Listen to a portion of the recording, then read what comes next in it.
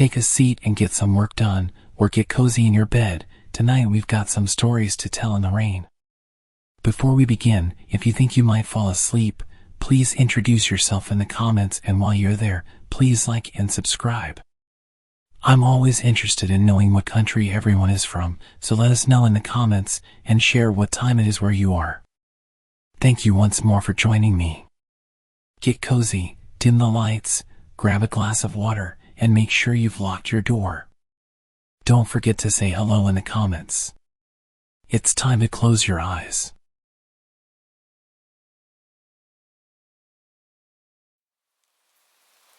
This happened last year when I was 17, and it's something I will never forget. I was home alone one weekend while my parents were at a work convention out of state. I was upstairs in my room playing Rocket League with two of my friends, talking to them on my headset when I heard a thump from downstairs. This wasn't unusual because I have two cats who often make a lot of noise while wrestling with each other. So, I resumed my game while turning down the TV slightly to check if the noise persisted. About 2 minutes later, I heard another thump, followed by what sounded like a grunt. I told my friends about the thumps, and they urged me to check it out, so I did. I began my walk downstairs, thinking my cats were wrestling rougher than usual. But as I got halfway down the stairs, I froze. I could hear what sounded like men whispering to each other coming from the living room. Crouching down to get a small peek into the living room, I saw 3 large men covered in all black, walking around. I can't describe the feeling in my chest when I saw this. Slowly crawling up the stairs from my crouched position, in typical horror movie fashion, the very last step made a very loud creak. The entire house was silent now, and I knew they heard it. Thinking on my feet, I ran quietly to my room, threw on my headset, and told my friends to call the cops and send them to my house. They sounded confused and asked what was going on, but I just urged them to hurry and threw my headset on my bed. As I got to my door to close it, I heard 2 sets of footsteps coming up the stairs. I knew if I locked myself in my room, they would know where I was. So I closed my door and snuck over to my parents' room, purposely leaving the door open so they wouldn't think to check it. About 5 seconds later, I heard a pair of heavy boots hit the wooden upstairs floor, accompanied by another set of footsteps. They got louder as they came down the hall and stopped by my door. I heard pounding on my bedroom door, followed by a deep voice saying, "Open up," before I rammed this door down. I got chills hearing this. I made a break for my parents' bedroom window and slid it open quietly, but I must not have been quiet enough because I heard heavy boots go further down the hallway. As I was halfway through the window, a man came into view from the doorway and yelled as he ran towards me. At this point, I jumped out the window, and the man grabbed my ankles, trying to lift me back up. Luckily, I wiggled my feet enough to slip out of my shoes and onto the small roof above my back door. The man followed me out the window as the other man came to the window. I panicked and jumped off the roof, landing awkwardly on my left ankle. The commotion upstairs caused the third man, still downstairs, to spot me through the porch window and run outside to chase me down. I made it to the backyard gate, limping on one foot, before the man grabbed me and pulled me back into the yard.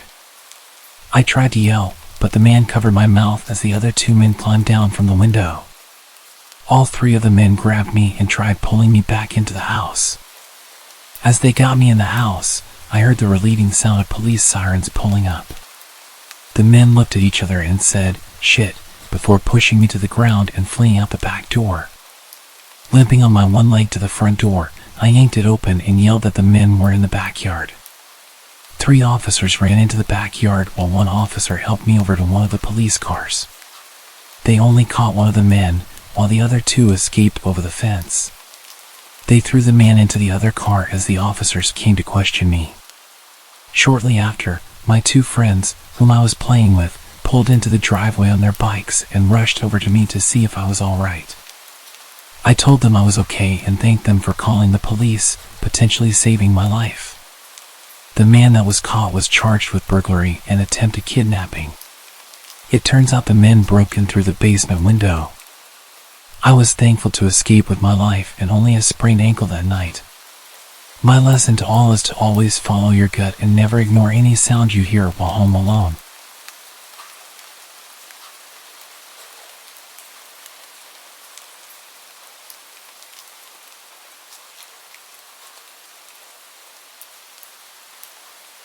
My roommate was out of the house for the week, so I had the place to myself.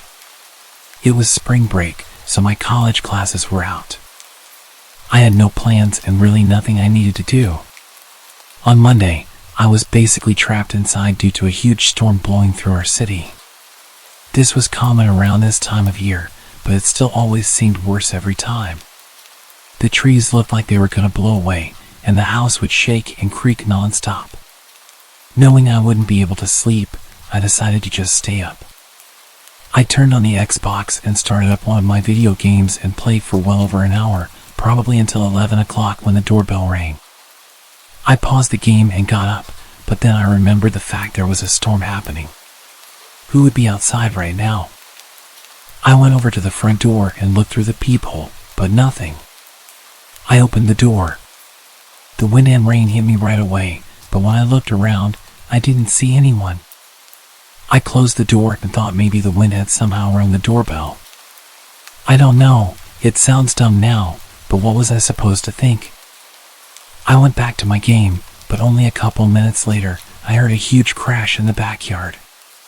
It sounded like stuff tumbling over and breaking. I immediately knew it was our patio furniture and ran over to the back door.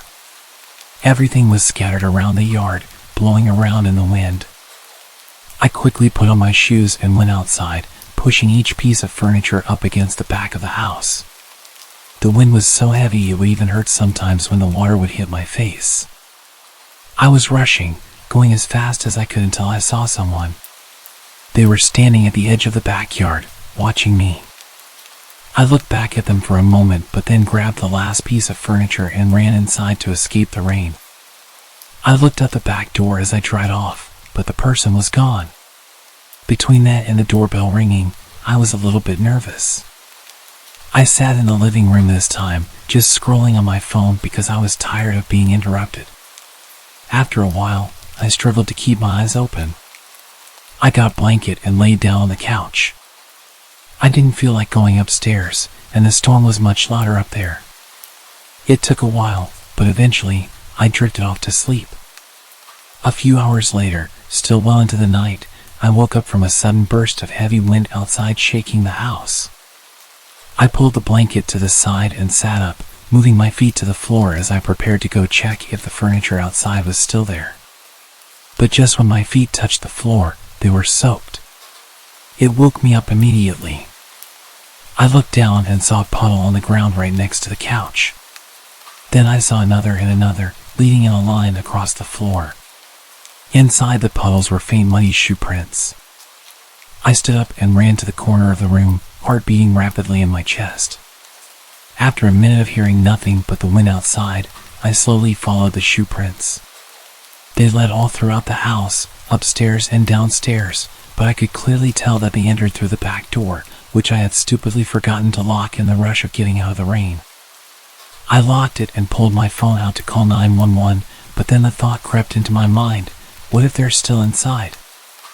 I stayed quiet and moved into the corner of the house where I felt the most hidden and called. I waited in silence for them to arrive. When they did, they took a look around, seeing everything I saw, but nothing more. They told me it seems like a personal attack because nothing was missing, and they were clearly focused on my house in particular. However, they walked right up to me while I was sleeping and seemingly did nothing but watch me, which is super creepy but doesn't make much sense. If they wanted to do something to me, they would have at that moment.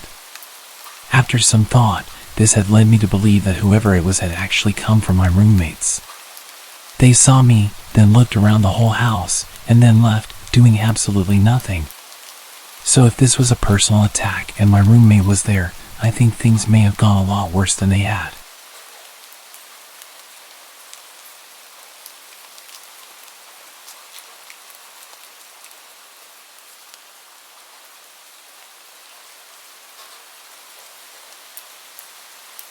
I want to share a story about the time my family's house got broken into. It was a really creepy experience.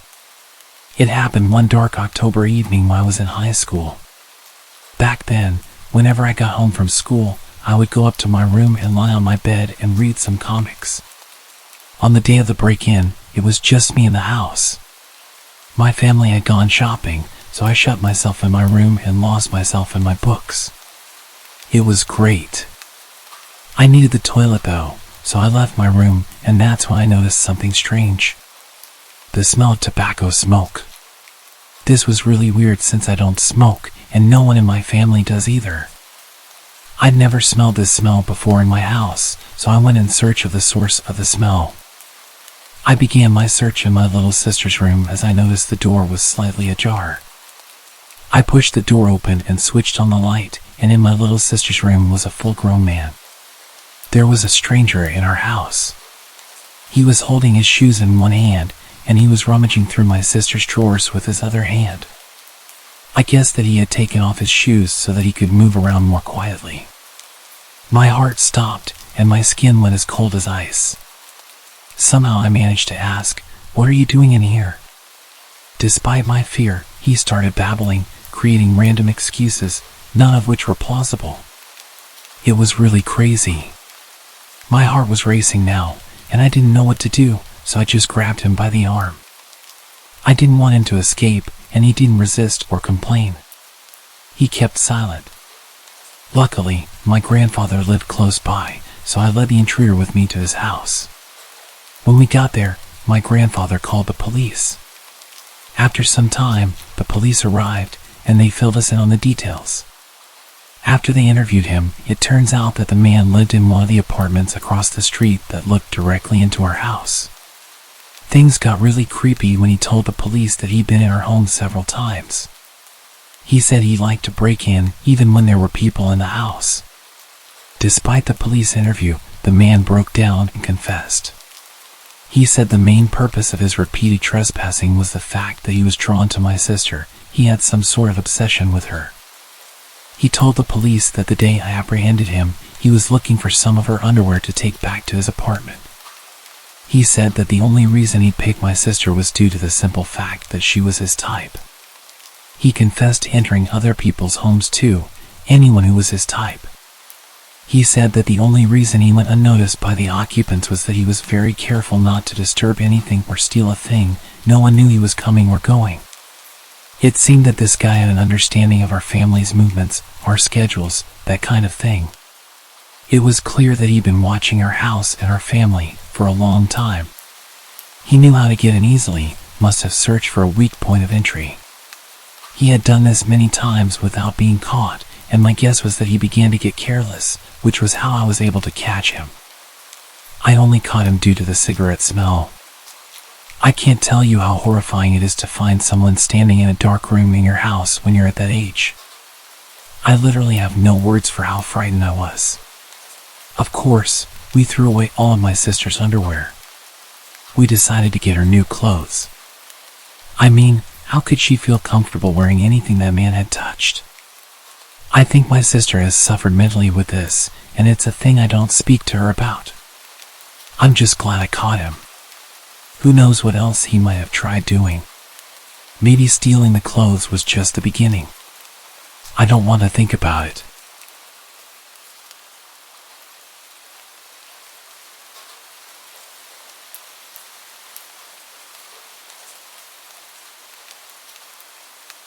This happened yesterday while both of my parents were at work. For context, my dad's a mailman and my mom is an RV saleswoman. They're always on their feet, so neither can pick up their phone very quickly. I do have an older brother, but he's at college 2 hours away, so he doesn't matter in this story. I was sitting in the living room with my dog when I heard people talking in the hallway. This isn't unusual because I live in a third-floor apartment and there's a noisy family next door that brings over friends a lot. This was also a Saturday, so I wasn't expecting complete silence. I obviously just ignored the talking since it's not that loud, and I had headphones on. But my dog perked up and walked towards the door with an alert posture. The hair on his back was sticking up, which he never usually does. So I got concerned and took my headphones out. This is when I heard the voices from before, which were two adult men yelling very loudly in the apartment hallway. I got a bit freaked out, so I pushed my dog away from the door, made sure it was locked, and crept towards it to make sure they weren't near my place.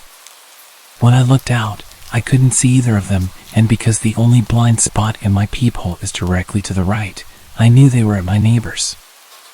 As I'm leaning against it, my whole front door starts shaking because the men are banging on the neighbor's door and still yelling things like, "We can hear you," and "Come out."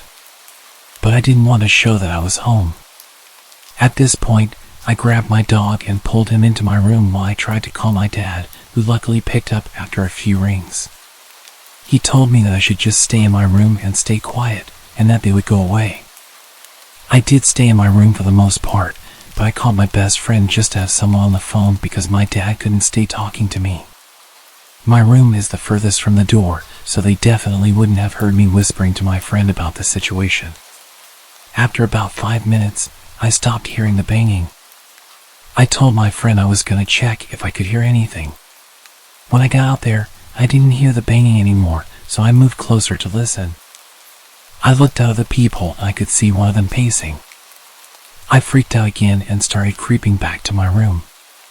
That's when I heard one of them say, "Maybe we got the wrong house." This threw me into a full-blown panic attack.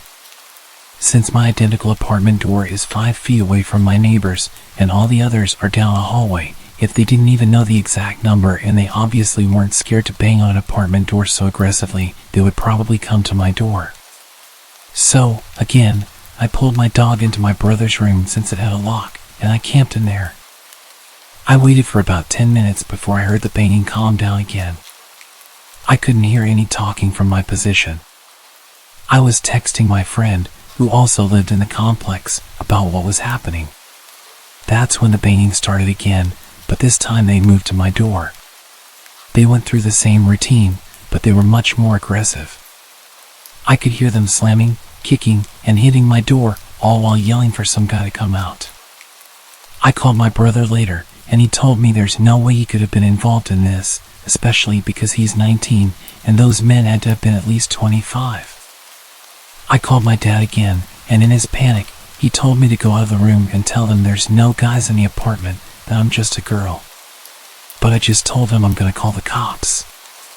I know they weren't just looking to break down a door, and that they were targeting this guy who did them dirty. But I still didn't want to go out there because one, even if they're looking for someone else, I don't know if they have weapons, and in their enraged state, they might just cause harm. But they still have the info on me, which leads me to number 2. I'm a high school freshman girl, 5'4", and less than 100 pounds. Quite frankly, I have no fight in me. For example, I'm terrified of knives, so I brought a bowling pin from my room for protection instead. Plus, I was in the middle of a panic attack. I stood no chance against 2 adult men at my door, so letting them know I'm a teen girl home alone isn't the best idea. I sat next to my locked bedroom door with my dog as I called the cops. I tried to keep him quiet this whole time, but I didn't want to be suspicious during this situation. I made sure not to talk to my friend while I was out of the room to keep quiet and tiptoe everywhere so they didn't know anyone was home besides the dog. I'm pretty sure they didn't know anyone was home, even though they said, "We know you're in there," during their yells. Because earlier, they were unsure if they even had the right place. I was on the phone with the cops for a few minutes before I heard light knocking at my door, making me realize I wasn't so much in shock that I didn't even know the banging had stopped. The operator said it was the cops, so I ended the call and answered the door. The officers told me the guys took off just before they got there, and they asked me a few questions about male family members and if they could have any correlation with this.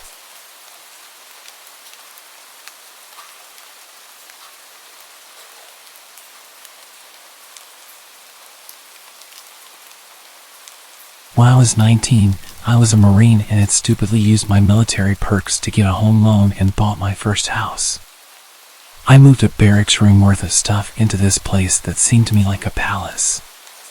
Of course, I went out and bought some bar stools, a futon to sleep on until I got bed, and some used coffee tables for my TV. I also had my dog with me. As I unpacked my meager belongings in the living room, I noticed a car had pulled into my drive and blocked me in. I walked out, and there stood a man offering to sell me a home security system. The man was dressed in khakis and a polo with a name tag that I can't recall, and the car didn't have a logo on it. It should have been a red flag for me, but I figured that some people on the job didn't drive company vehicles. He gave me his card, but I don't even remember the name of the company he told me he was representing. Cue the friendly salesman, giving me his pitch about needing a system and all the perks that would come with being able to watch the exterior of my house at any time. As a low-ranking military member, I knew I couldn't afford yet another thing, so my mind was working to try to get this man to go away. I even considered ninja chopping him or whatever it is that we Marines do in hand-to-hand just to get him to leave. But I'm a sort of passive person. I'm too nice. Nah, let's call it polite. I won't be rude to someone doing their job. I've been in customer service. I can relate. I tried politely declining his offer after he had tried to show me some stuff on his iPad, but you know how persistent these types are. I'll admit to my own stupidity when answering his questions, like giving out too much information. Do you live alone? No, I live here with my wife and our 3 large dogs. At least I had it in the large part.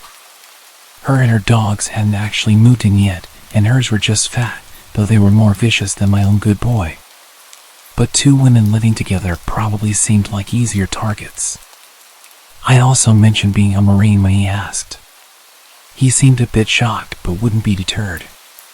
What kind of security system do you have? My dogs and me. Not the best answer I could have given. I wasn't exactly intimidating. I mean, I would be terrifying if I had a gun or something. I've been using them all my life, and I've never missed a target, alive or inanimate. If you would invite me in, I can show you the best places to set up cameras, he mentioned more than a few times. Each time made me more and more creeped out, thinking that he was wanting to potentially rob me, not that there was much to take. Despite being a victim of assault in the past, all I could consider was a possible burglary and made sure we stayed away from my house while we talked. We were outside for about 15 minutes total, me spending most of that time trying to politely get away from him and retreat inside. I was losing my mind with the social niceties and just walked away, leaving him standing alone in my front yard. I walked into my house and locked the door. He got into his car and left. I thought nothing more of it. After some unpacking, I couldn't do much. I had nowhere to put most of it. I ate some junk food and put together the futon. I got it all decked out with my fluffiest blankets, made sure the doors and windows were locked, and went to lay down in the living room. Looking back, I'm not sure why I didn't put it in a bedroom.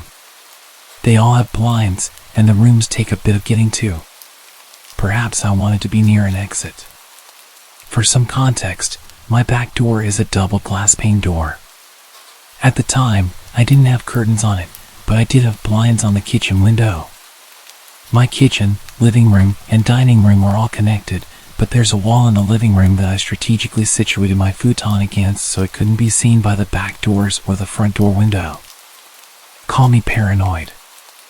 I had been laying down for a few hours, and at about 11, my dog got off the futon and went to the back doors. My dog is large and looks like a Rottweiler, but he's never hurt anything in his life. He'll greet strangers at the door with a tail wag and hardly barks. He stood back there for a bit and whined a few times. I ignored him, it was probably a squirrel. But then he started growling, a sound that I'll never forget. It sent terror straight through me as I sat alone in the dark.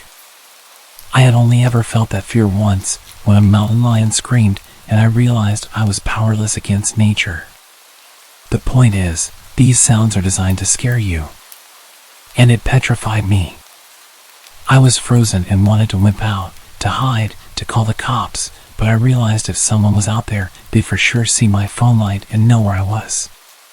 So while my dog stayed stationed at the back door, I talked myself up just enough to move off the couch and investigate, still scared out of my mind. I slunk to the kitchen and grabbed a kitchen knife, one of the only utensils I had, and crept to the kitchen window. I was squatting amongst the cabinets so that I couldn't be seen from any windows, trying to gear up to peel back the blinds. My brain was telling me irrational things, horror stories that I had read come to life. To be real, I was ready to punk out. I'm not a brave person. I was in communications for God's sake. Pretty far from any life-threatening situation, while not one that involves people at my house. In the one space that I should consider safe. My hideout, my protection from anything outside wanting in. I've always been afraid of home invasion. It stems from an incident when I was younger that isn't really worth mentioning further.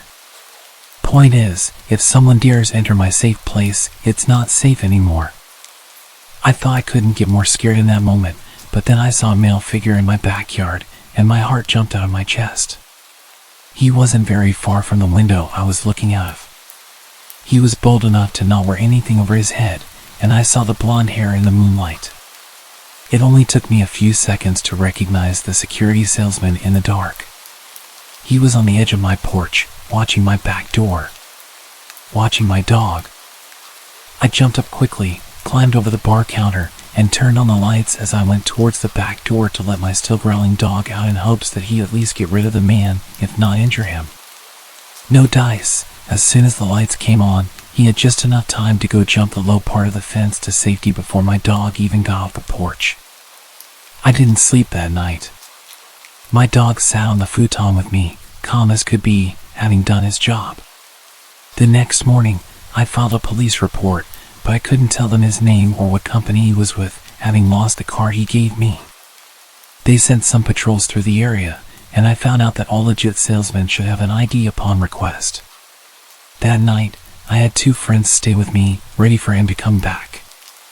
We thought he might have set the whole thing up to scare me into buying home security. He didn't come back, and I haven't seen him since. I had blocked this story from my memory until my girlfriend reminded me of it a couple days ago. I started dating my girlfriend at the end of my senior year, and I used multiple dating apps before we started dating. I had my Snapchat listed in many of my dating app profiles. This is important.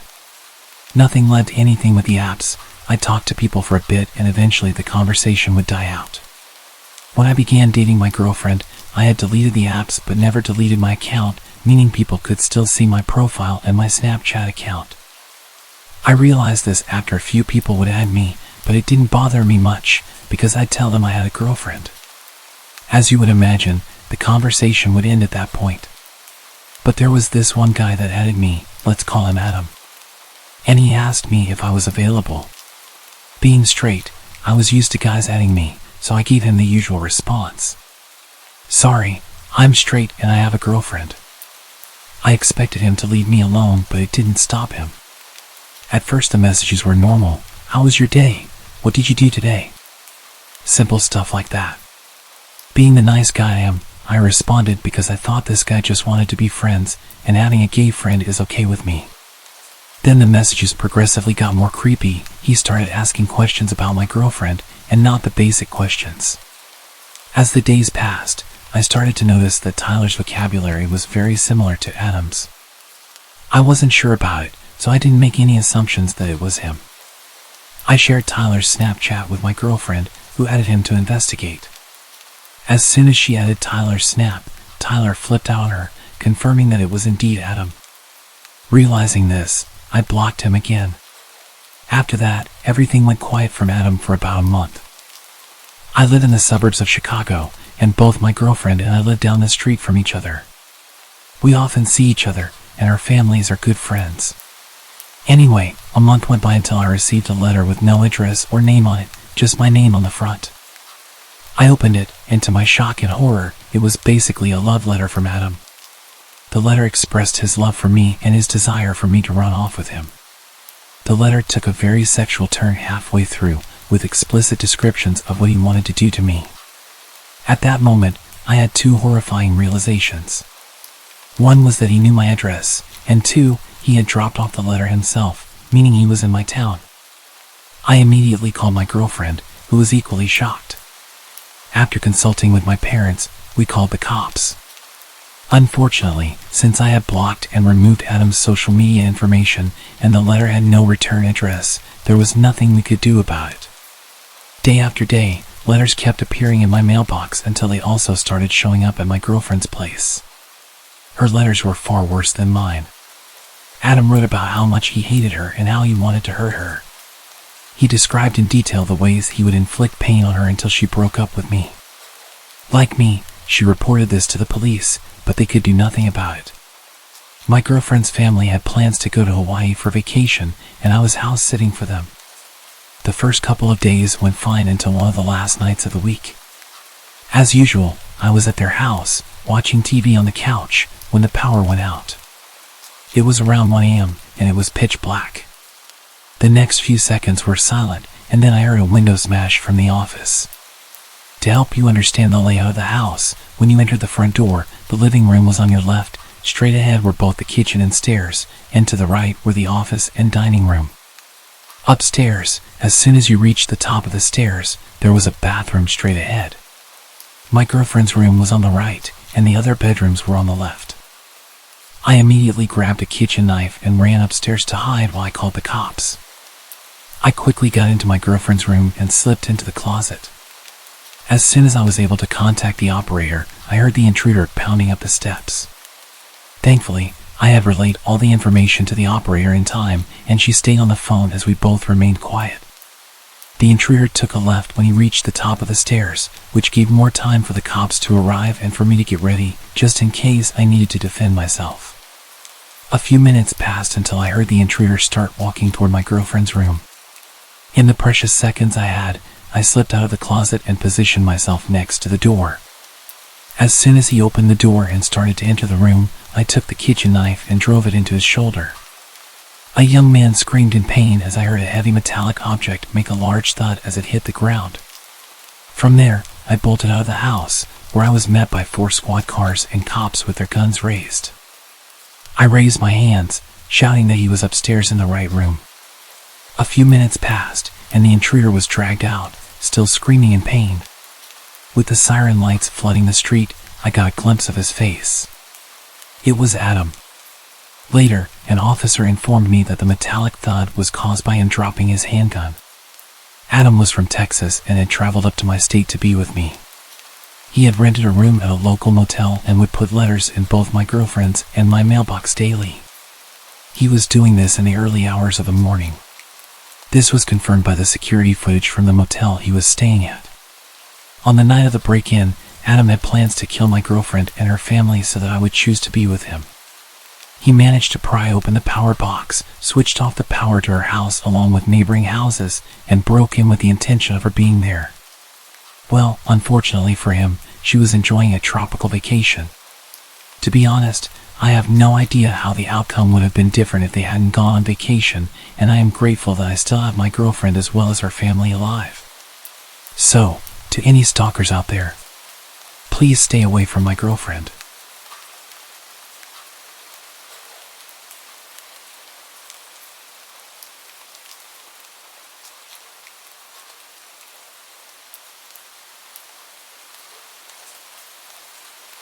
About 10 years ago, I lived on my own and didn't have much company. I was quite depressed at the time after losing my girlfriend to a drunk driver. I was enjoying a beer and watching the sunset on the back porch when I saw a large, scruffy man emerging from the tree line. My heart skipped a beat as he stumbled towards my house in a menacing way. Living alone, I often used my backyard for target practice. And at that moment, I was immensely grateful for it. Instinctively, I rushed to bolt all the doors while frantically dialing the police. What I didn't know was that this intruder had broken in the day before through a basement window and had spent the night squatting there. He had left the basement door unlocked, and at this point, he'd made his way inside the house and was making his way up the stairs towards me. I gripped my rifle, aiming at the approaching man as he descended the hallway. I shouted at him, ordering him to stop and get on the ground, but he just kept walking towards me. I fired the first round, loaded with rock salt, but he showed no reaction. I quickly followed with a rubber bullet to the chest. Yet the drugged-up guy, who was clearly out of his mind, continued advancing.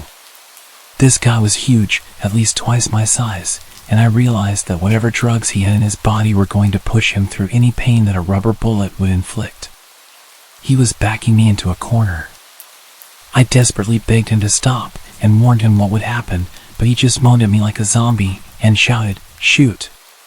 Do it!" Then he lunged towards me. I took my third shot.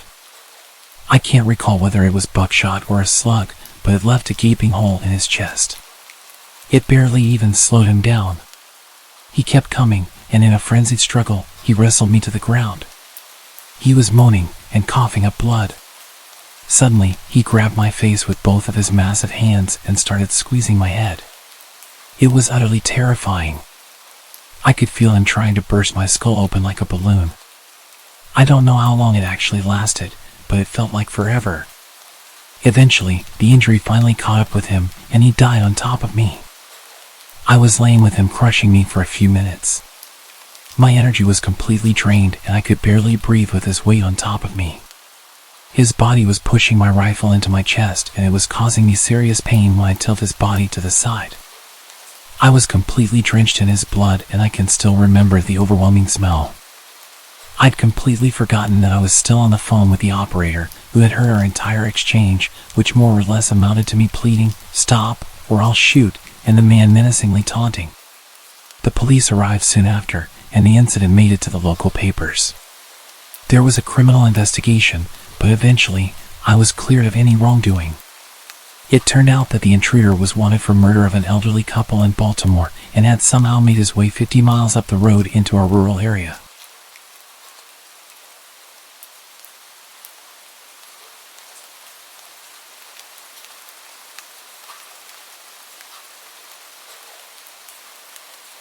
This happened to me over a decade ago, but I will never forget the feeling deep in my chest. Both that night and the next morning when the true nature of the situation became apparent. It was late December in a small Texas town. We just received 5 inches of snow earlier in the morning. I can't remember what time it was. All I remember is it was dark outside, and I was playing in my room. It's important to note that my room was made up of 2 parts, a mudroom with a door leading out front, then my actual bedroom. The door was an older style wood door with all the old hardware and had a window on the top half. It had a window shade, but that wouldn't stop anyone from looking in if they wanted. My room was the frontmost, with my parents' room being in the back of the house. Suddenly, the knob was not being gently moved, someone was turning it with force. This door was one that had to be locked from the inside, so the knob could turn and open freely. Luckily, there were 2 deadbolts. Whoever was on the other side just figured out the knob was free to open.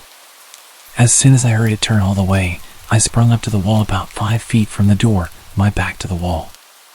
The door fell silent. I found myself glued to the wall, unable to move. Then, the knob turned slowly. I remember watching, waiting for it to turn all the way. When it did, whoever was on the other side started trying to budge the door and pry. At first, it was easy going, but then they started pounding into the door with their foot. They got only 2 kicks in when I unfroze and screamed for my life. I sprinted to the back of the house to get my parents. They asked what was wrong, and I said someone tried to break in. They ran over and checked, not bothering to look outside, which I pleaded them to. They just said my imagination was running wild and it was an animal or the old age of the house. They took one final look in my mudroom, not bothering to investigate any further. I was told to go to bed. It took me hours. I don't even remember falling asleep. All I remember is staring at the door from my bed, never taking my eyes off the doorknob. Suddenly, I was woken up by my parents, who were obviously distressed and seemed to be scared. My mom grabbed me by both shoulders and got right in front of me. She asked very sternly why I thought someone tried to break in. When I told them this time, they seemed to listen. I was worried how serious they were as they asked me about everything. When I was done, they said they had to show me something. They took me to the front door and out to the front yard, pointing to my door near the driveway. You could clearly see the boot prints in the snow, walking along the street through our yard and straight to my window, then my mudroom door, where I had been playing the night before. The police showed up and took a report, but nothing ever came of it. I was never able to sleep well in that house. I can never forget what it felt like as a child to go through this and not have my parents believe me. I'm just glad I was not home alone and very thankful for that strong door.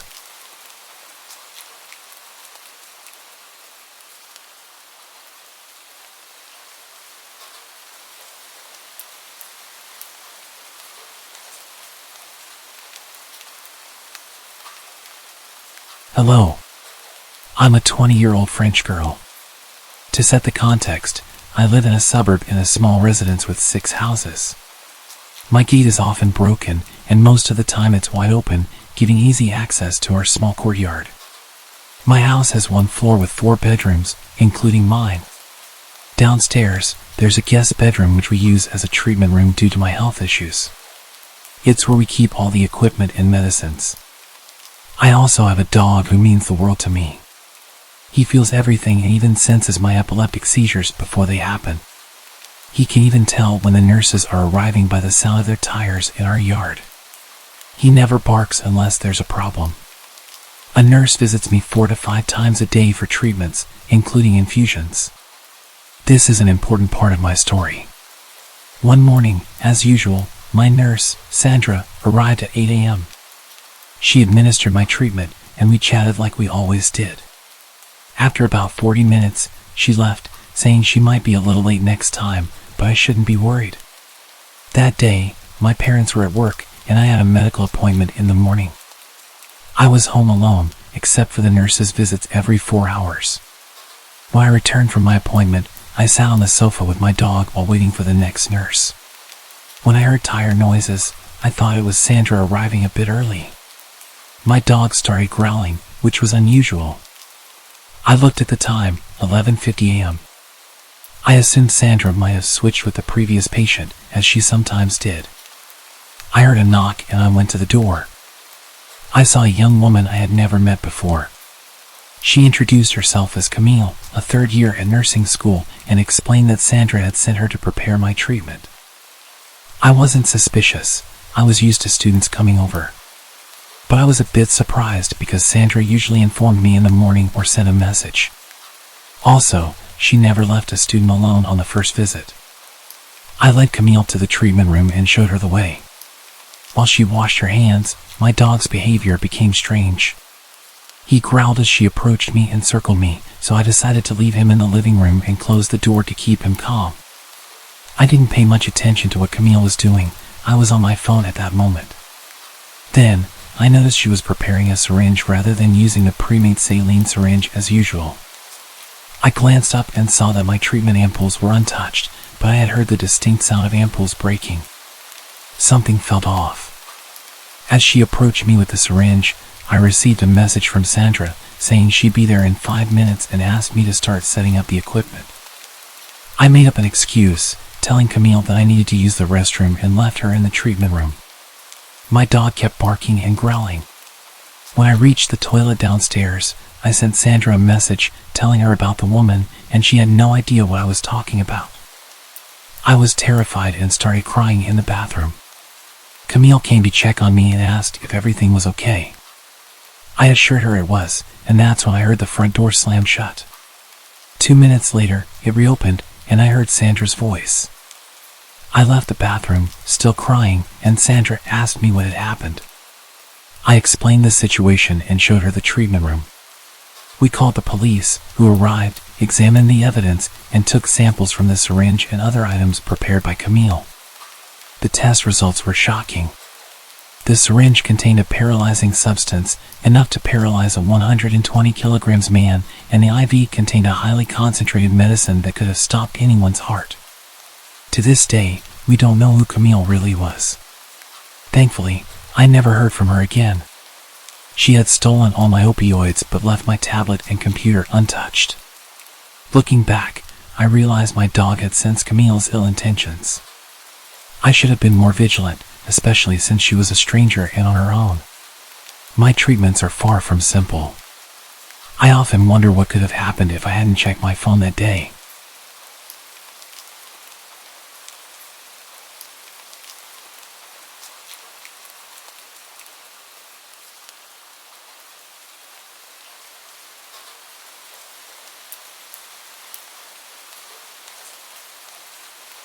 Okay, before I get into the story, there's a few things I need to explain about my country, South Africa, for you to fully understand the story. In South Africa, it's normal to have high brick walls with electric gates, electric fences, and alarms. The crime here is hectic. It's also pretty normal to have big gardens. My family and I are big animal lovers, so at the time we had 6 dogs. 2 Shar-Peis, 2 German short-haired pointers, and 2 dachshunds. With that being said, our dogs roam freely around the garden as it's obviously enclosed. We usually leave the veranda door open during the day for them to do their thing.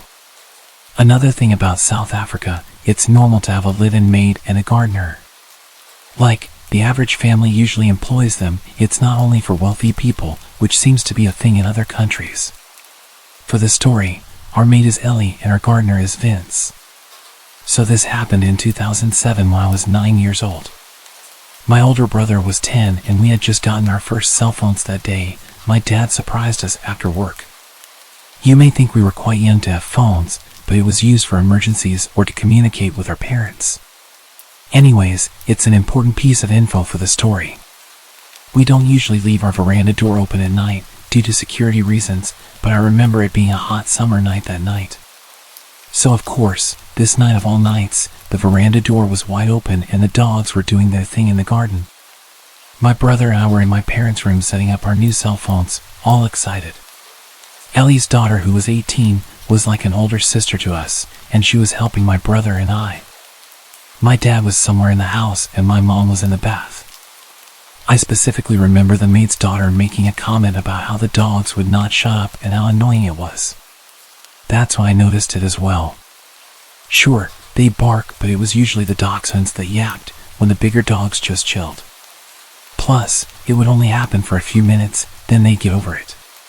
Something was different that night, as even the bigger dogs were barking non-stop. My dad appeared in our room and mentioned to us that he'd also noticed the dogs' incessant barking, and he was going to check if everything was okay.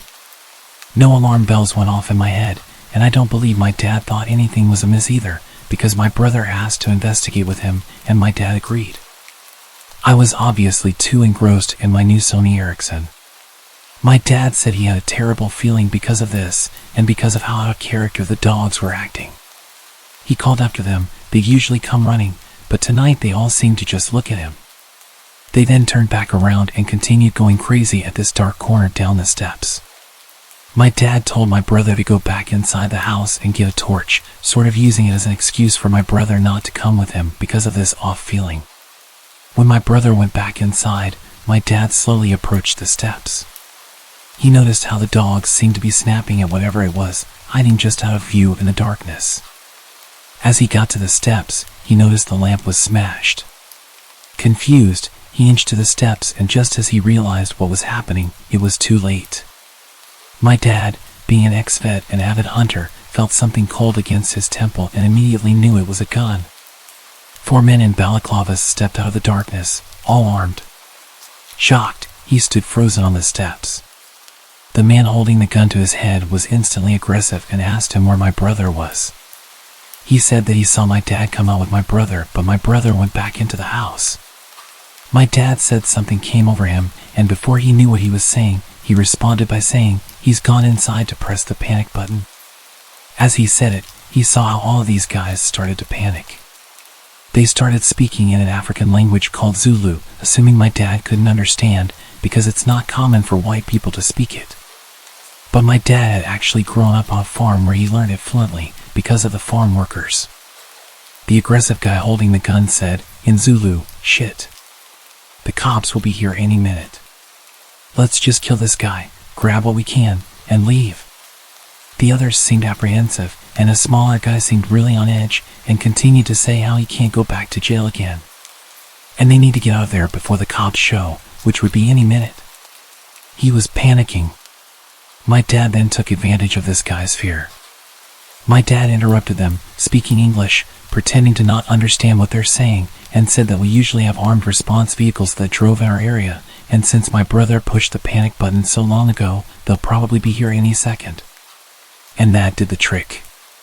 My dad watched as their plan unraveled before them. The smaller, scared guys started freaking out all of the other guys, saying that they need to leave ASAP, or else they'd be caught. He seemed to make the others more nervous and lose confidence until they started full-on bickering amongst themselves. Their plan was slowly turning to shit, as a third guy had put it. The aggressive guy pointing the gun to my dad's head slowly lowered it as they started fighting, losing focus on my dad and shifting his focus onto his crew. My dad then used this as an opportunity to slowly back up the steps and turn to dart towards the house. As luck would have it, as my dad ran into the veranda door, my oblivious brother was heading out with a torch. My dad scooped him up under his arm and sprinted into the house, not even closing the door behind him. Silly, but I think he just wanted to get my brother inside as quick as possible without even thinking. The maid's daughter and I were obviously also oblivious to everything when my dad rushed through the bedroom door, slammed it shut, and told us to go upstairs into the attic. There's 5 guys outside with guns. They're here to hurt us. Get upstairs now. My heart sank.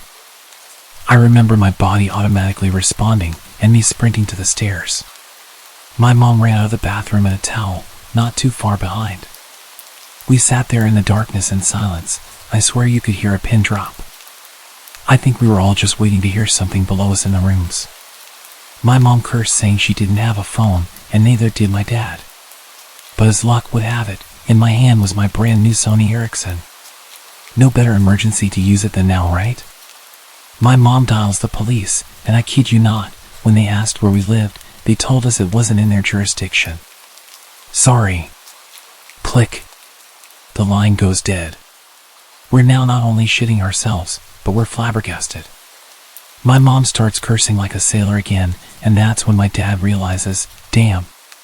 He didn't close the veranda door, and what about Ellie and Vince, who are in their rooms, blissfully unaware of the danger they're in? He gets his firearm in the safe in the attic and tells us that whatever we hear, to not come downstairs. To stay hidden no matter what. Now I'm sobbing, begging my dad not to leave us, but he tells us he has to go get the others before something bad happens to them. Now there's even more tears, as reality hits that there's 2 other people still in danger. The maid's daughter is understandably in hysterics, because she's also fearing for her mom downstairs. My dad disappears and the air is thick with tension. We can still hear the dogs going crazy, indicating that those men were still on our property. My mom then calls another number, the armed security that drives around the area, and they say they'll be over in about 10 to 15 minutes. They say to wait and stay hidden until they ring our bell at the gate. We all wait in silence, fearing that we'll hear a gunshot or anything indicating these men are in our house. But there was just silence. The only sound was the dog's barks outside. After what seemed like hours, most likely a couple minutes, we heard stomping coming up the stairs and my heart rate quickened. I remember shutting my eyes and praying that it was my dad, with Ellie and Vince. Luckily, it was. We all hid for a while, no one dared to speak. The dogs seemed to have calmed down considerably, but were still barking every now and then.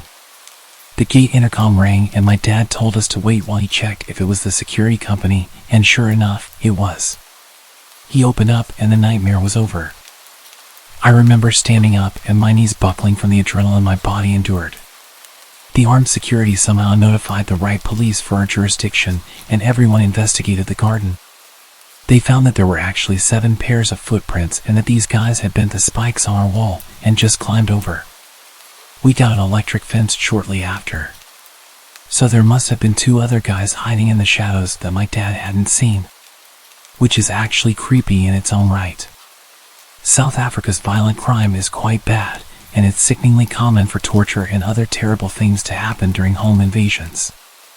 I was obviously so young at the time, I didn't know the horrors of the world and was just scared of my family getting hurt.